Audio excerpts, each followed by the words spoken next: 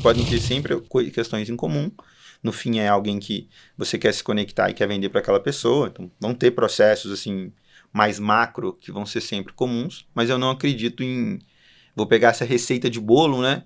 Carregá-la comigo e levar. E aí tem um ponto interessante que é dados, né? Ou seja, algo que te ajuda muito a pensar onde você pode atuar e de que forma que você pode ter mais previsibilidade é fazer uma boa leitura de dados, ou seja, implementar ali um CRM, ter um funil, ter as informações sendo lançadas de forma parametrizada, né, para você ter padrão para leitura e a partir disso você conseguir fazer leituras para tomada de ação, que aí você consegue ter mais previsibilidade. Pô, aqui se aumentar, eu tenho impacto ali, né? Aqui é onde tem um gargalo que diminui todo o restante da operação. Então você consegue ter essa previsibilidade.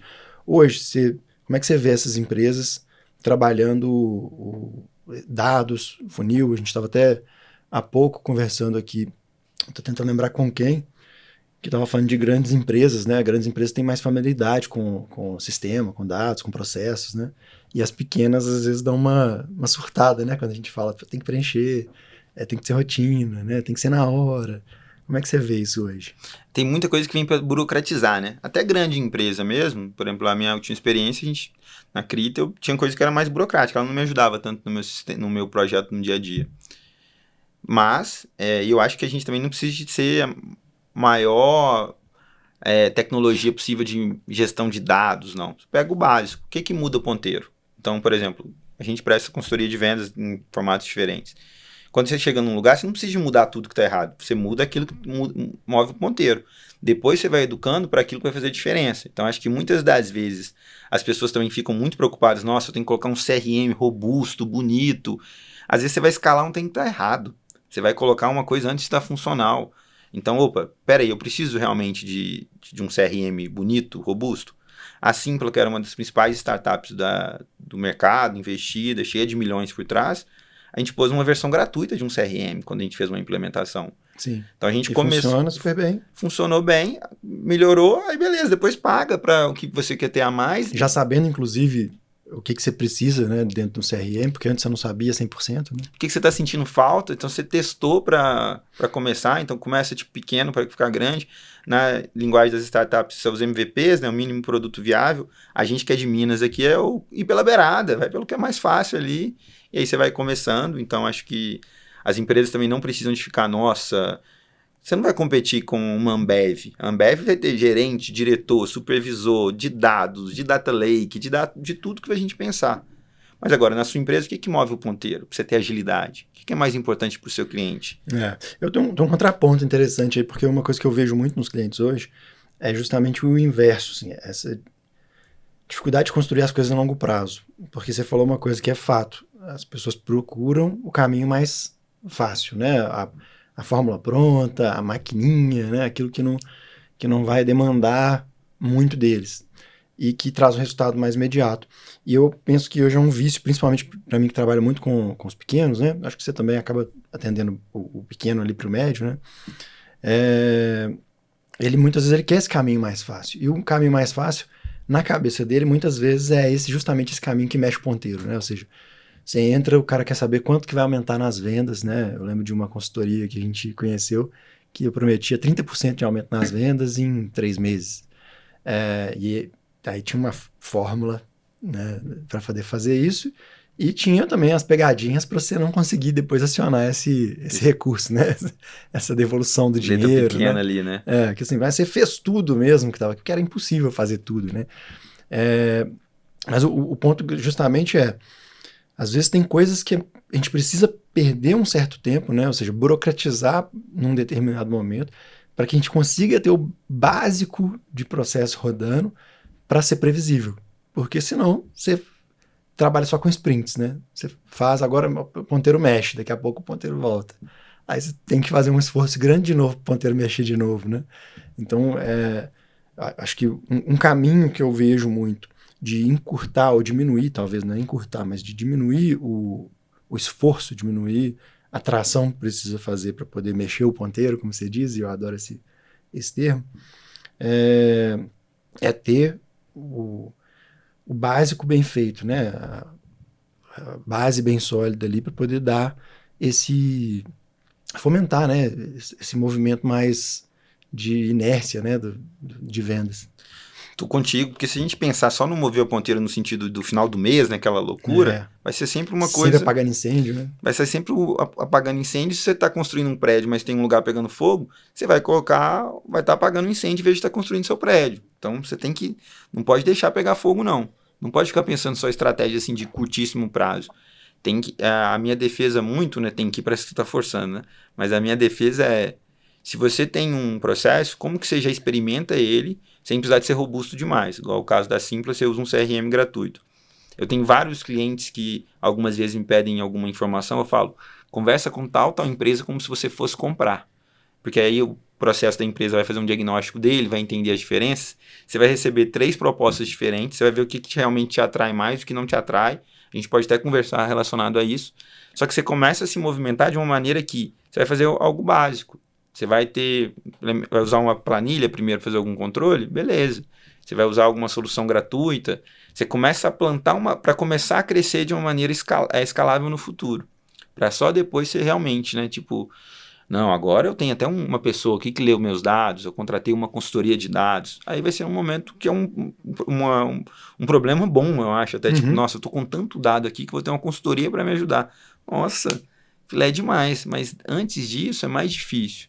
E aí você tem que ter esse olhar comercial que eu acho que é até um comercial talvez mais antigo, de uma cultura que é final do mês, aquela cultura de você ir para a sala, é até interessante nesse aspecto de bater meta. Mas não pode ser não existe só solução de curto prazo. Curto prazo você vai estar dando desconto demais, a pessoa sempre vai deixar para comprar para você no final do mês, que ela sabe que tem mais desconto. Você vai estar forçando o cliente, estressando o cliente. Eu não acho que é a maneira mais saudável. O curto prazo é importante, até porque você precisa de sobreviver, mas você tem que pensar de uma maneira que, como que eu estou agora, como que eu vou estar preparado para continuar crescendo, né? Você está fazendo esse movimento agora, né? Você falou nos últimos 2 meses aí, começando a atender exclusivamente como consultor, né? E você me contou do movimento que você está fazendo de estar na rede, de levar conteúdo. Você citou alguns conteúdos que você tem gerado, né, no LinkedIn, que são muito fortes. E é uma forma de criar autoridade que vende, né? Ou seja, você está, de alguma forma, servindo também ao mercado, sendo visto pelo mercado, e aí algumas pessoas levantam a mão, como eu brinco, né? Falou, opa, preciso da sua ajuda, é isso aí que eu estou precisando.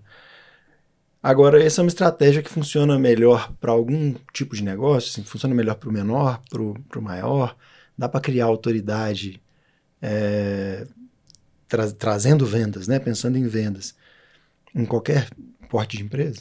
Eu acho que tudo é contexto, então acho que falar que todos vai funcionar e precisa, acho que é difícil generalizar, trazer bravata, né, que vai parecer que a gente está trazendo algumas fórmulas mágicas, mas eu acredito que cada vez mais a gente como profissional tem marca própria.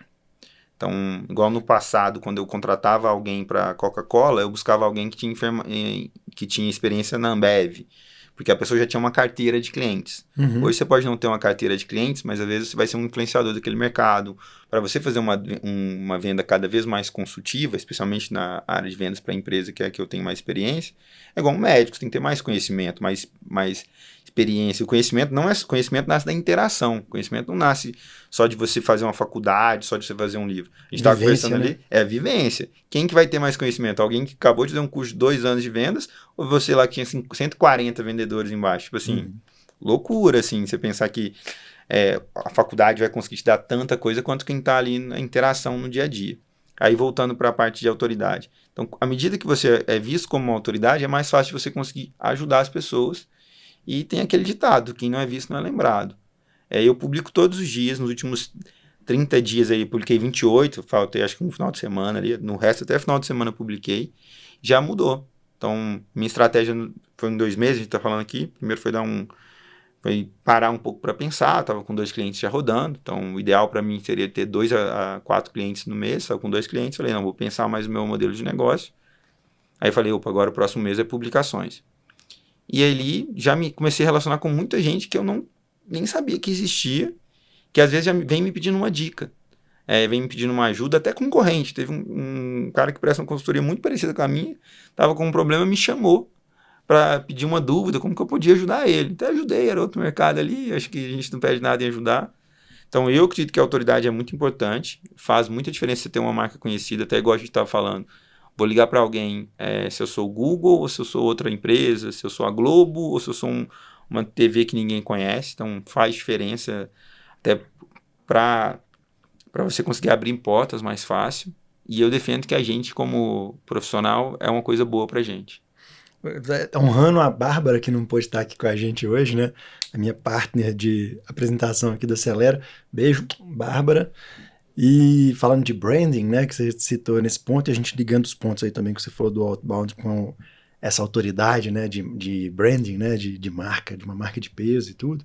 Vamos trazer para a prática, que a gente estava falando antes, esse papo é legal,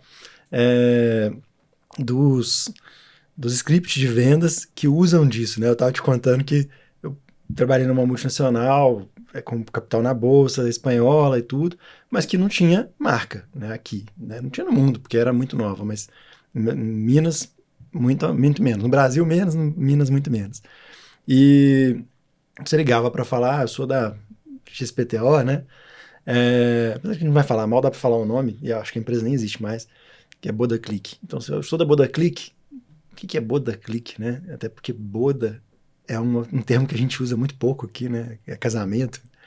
E aí a pessoa tende a te falar, não, tô ocupado, não posso falar agora, né? Liga depois, manda um e-mail para eu entender o que é, porque eu não entendi o que é na ligação. Então a nossa tendência como cliente é, primeiro eu preciso entender, para depois fazer algum tipo de compromisso. E aí no script a gente colocava lá, né? Na hora que você falar que você é da Boda Click, você explica que é a Globo de mídia para casamento. Então assim, se você queria que sua marca estivesse na Globo, você está tendo a oportunidade agora que esteja na Globo, especialista em casamento, né? Ou seja, dava mais ênfase e tinha a ver com o produto que a gente vendia. No final, a entrega era fiel a isso, né? Mas trazendo para a questão de construção de marca e tudo, como que você vê hoje nas equipes, cara, quem fazendo essa figura, quem trazendo essa autoridade, ou de que forma usar, né, desse artifício para poder chegar no cliente? Eu gosto demais desse tema, até para trazer aqui, se alguém não sabe o que é inbound e outbound, que eu até postei uma vez isso e aí bombou, foi uma das vezes que mais bombou. O inbound, basicamente, a pessoa levantou a mão pra gente, então ela falou, eu tô com um problema, então ela tem uma dor. Se a sua solução ajudar a resolver aquela dor, ela vai fechar contigo. Já o outbound é a gente procurando ativamente. Então, eu olhei para um mercado que tem fit. Se eu conseguir chegar na dor, que igual você falou para ele entender, se eu conseguir chegar na dor, ele vai fechar comigo.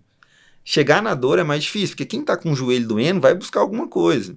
Quem tá com aquilo que tá só dando uma coceirinha não vai buscar, não é tanto um momento. Você tem que educar, né? Você tem que educar, tem um processo mais consultivo, tem uma marca, tem alguma coisa que continua atraindo. Não foi ele não está desesperado para resolver aquilo. O cara da dor, até às vezes, quando você, do inbound, até quando às vezes você não resolve para ele, se você conseguir isolar para ele, vamos supor, você chegou. Aqui está com dor no ombro, muito forte, mas você tem no joelho e no cotovelo. Fala, Edgar, eu vou cuidar do seu joelho e do seu cotovelo. Vai ficar tranquilo, a do seu ombro é muito específica, você vai ter que resolver por sua conta. Mas eu isolei aqui duas para você conseguir cuidar da sua dor. No inbound, às vezes, até isso você consegue resolver. No outbound é mais desafiador. E no outbound, eu tenho umas experiências interessantes, assim. Na Sambatec, a gente tem o Gustavo Caetano, que é um grande influenciador. No LinkedIn sempre foi top voice. E ele é um baita comunicador, palestra. Tipo, quem conversa com ele aqui, ele sai encantado e sai com alguma ideia, sai com algum ponto. E compra. E aí, o que a gente fazia no outbound muitas vezes? A gente até criou um canal junto. Quando chegou um mês, meu primeiro ou segundo mês na empresa, a gente estava com dificuldade de gerar demanda, escalar. E aí eu falei, vamos fazer uma força-tarefa. Mas vamos fazer uma força-tarefa de algo que pode ser um canal pra gente no futuro.